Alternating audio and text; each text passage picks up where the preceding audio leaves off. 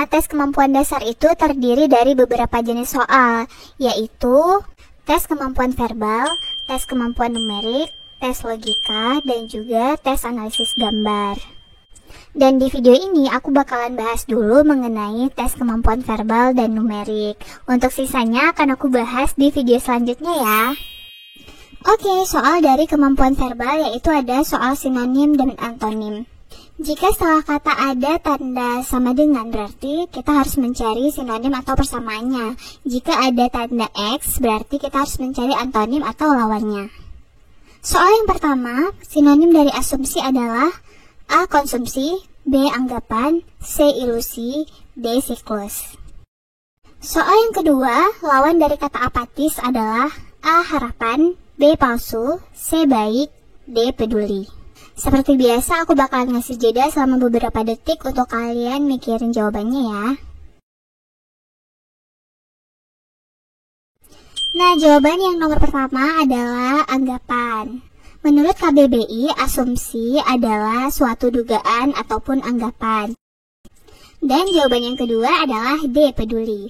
Karena menurut KBBI, apatis itu artinya tidak acuh atau tidak peduli. Tips untuk mengerjakan soal sinonim dan antonim adalah dengan memperbanyak wawasan mengenai kosakata. Nah, di sini aku udah ngerangkumin beberapa kata dan sinonimnya, ada juga kata dan antonimnya. Jadi bisa langsung kalian capture dan dibaca berulang-ulang supaya lebih ingat. Semoga bermanfaat. Selanjutnya ada tes padanan kata. Pada tes ini kita harus melihat sebuah fungsi, pola, ataupun menarik sebuah makna. Oke, langsung aja ya. Soal yang ketiga, mata dan kacamata. Sama dengan A. Sepatu dan kaki, B. Buku dan pulpen, C. Jari dan cincin, D. Kaki dan tangan. Soal yang keempat, siswa belajar sekolah. Opsinya A. Karyawan, bekerja, kantor, B. Petani, sawah, cangkul, C. Menari, penari, tarian, D. Anak-anak, menangis, permen. Oke, jawaban nomor 3 adalah C. Jari dan cincin. Kita lihat polanya ya. Kacamata itu kan dikenakan di mata, jadi sama seperti cincin digunakan di jari. Untuk yang opsi A, itu berarti kaki dipakai oleh sepatu, berarti nggak nyambung nih. Yang kedua, ada buku dan pulpen, itu juga nggak nyambung. Yang D, ada kaki dan tangan, nggak nyambung juga. Selanjutnya, jawaban yang keempat adalah A. Karyawan, bekerja, kantor. Kita lihat polanya ya. Siswa belajar sekolah. Siswa itu tugasnya belajar, dan lokasinya itu di sekolah. Sama seperti jawaban A, yaitu karyawan, tugasnya itu bekerja, dan lokasi kerjanya itu di kantor. Oke, next ada pengelompokan kata. Nah, jadi kita harus memilih kata-kata yang bukan merupakan dari kelompoknya. Oke, soal yang kelima, pilihlah yang bukan kelompoknya. A. Orang-orang, B. Kura-kura, C. Bunga-bunga, D. Rumah-rumah. Yang keenam, pilihlah yang bukan kelompoknya. A. Menangis, B. Tidur, C. Makan, D. Kebasahan. Nah, jawaban yang nomor 5 adalah B. Kura-kura. Langsung aja kita lihat polanya. Nah, jadi semua opsinya itu adalah pengulangan sebuah kata. Untuk opsi orang-orang, bunga-bunga, dan rumah-rumah itu adalah pengulangan kata yang menunjukkan bahwasannya mereka itu bersifat jamak, sedangkan kura-kura bukan bersifat jamak. Selanjutnya jawaban yang keenam adalah D. Kebasahan. Kalau kita lihat dari polanya, menangis, tidur, dan makan itu adalah sebuah kata kerja, sedangkan kebasahan bukan termasuk kata kerja. Next ada soal tes ketelitian. Jadi di sini kita harus menilai apakah kedua pernyataan tersebut sama atau tidak sama. Mulai dari angka, huruf, tanda baca, dan yang lainnya. Jadi ini langsung kalian baca dalam hati. Aku kasih waktu selama 5 detik untuk menjawab kelima soal ini.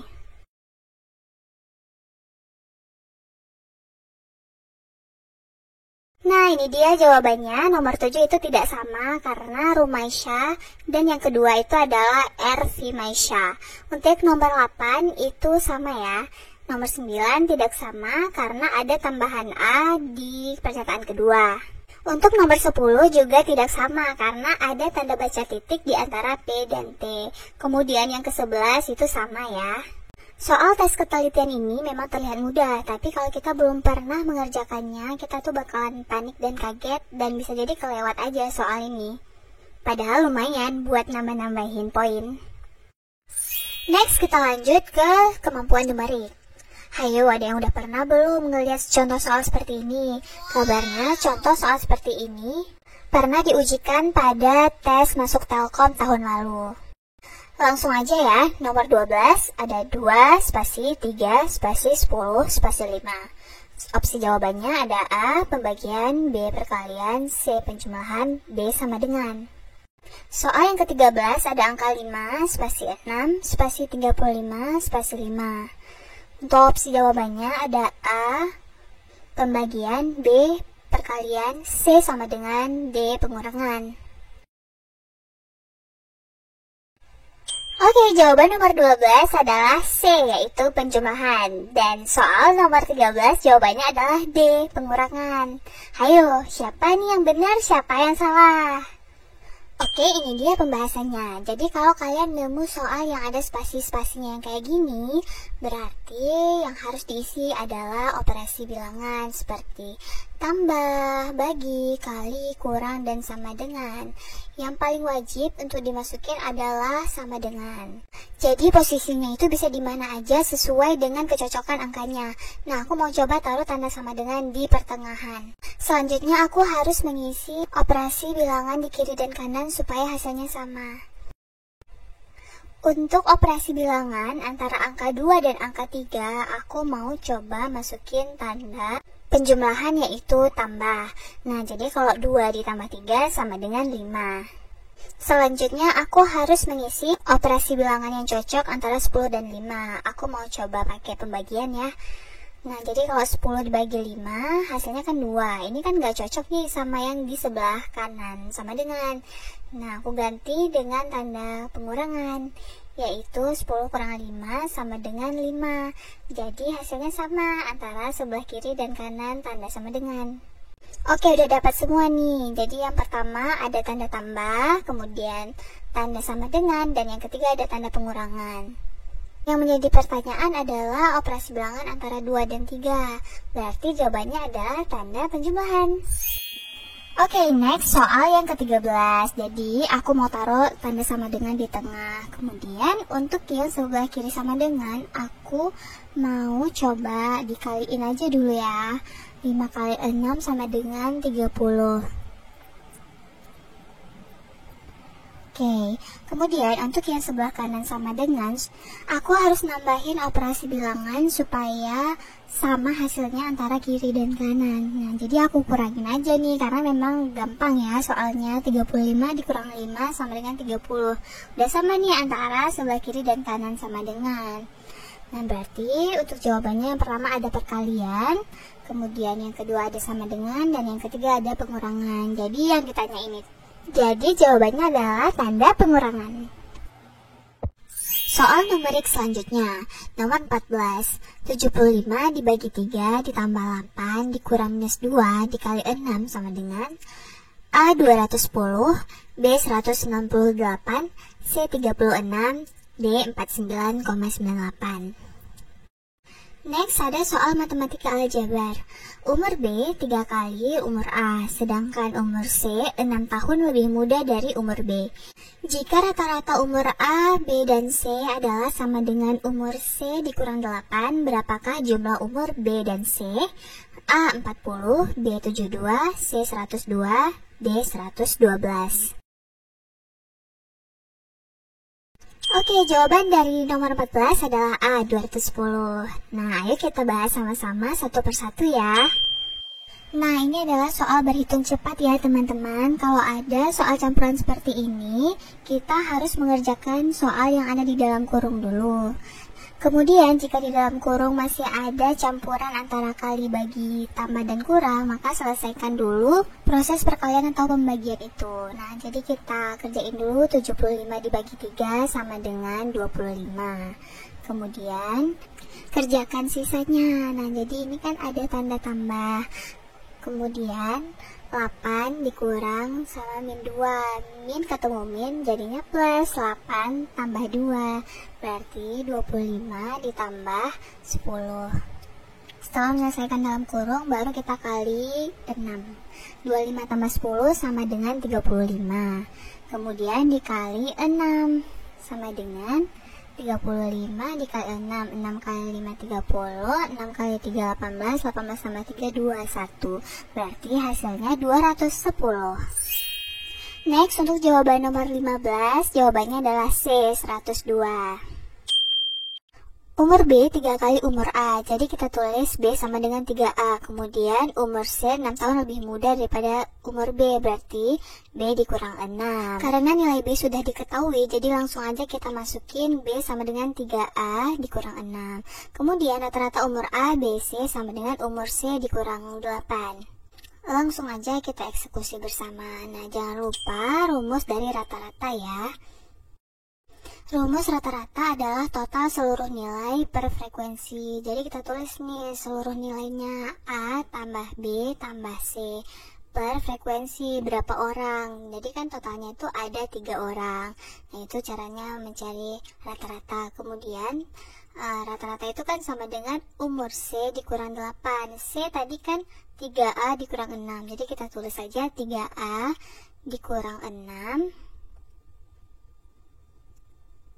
Kemudian dikurang dengan 8. Selanjutnya tinggal kita masukkan nilai-nilai yang sudah diketahui.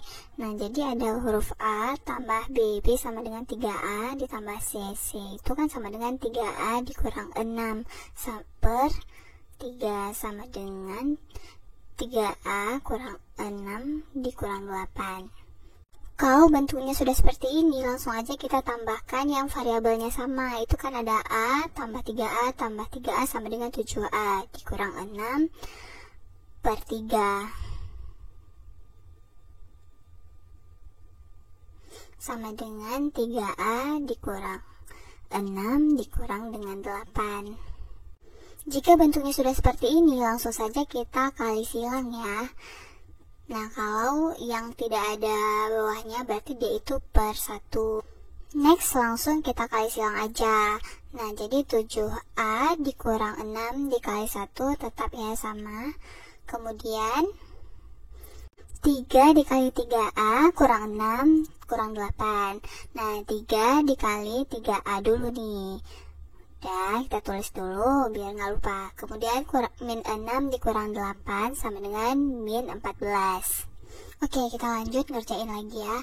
Berarti kita tulis ulang 7A dikurang 6 sama dengan ini 3 dikali dengan 3A berarti 9A. Kemudian 3 juga dikali 14 sama dengan min 42. Nah, kemudian sesama variabel itu disatuin ya. Jadi kalau dari 9 dipindah ke sebelah kiri, berarti kan dia jadi min.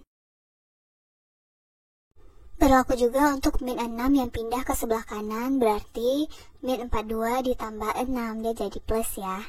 Nah, 7A dikurang 9A sama dengan 2A, min 2A. Sama dengan min 42 ditambah 6, berarti min 36. Nah, yang dicari itu kan A. A berarti min 36 dibagi min 2. Nah, kenapa dibagi? Karena ini adalah perkalian ya. Perkalian yang pindah ke samping sama dengan berarti dibagi. Oke, min 36 dibagi min 2 sama dengan 18 tahun. Berarti sudah diketahui bahwasannya umur A adalah 18 tahun. Tapi yang ditanya itu adalah jumlah umur B dan umur C.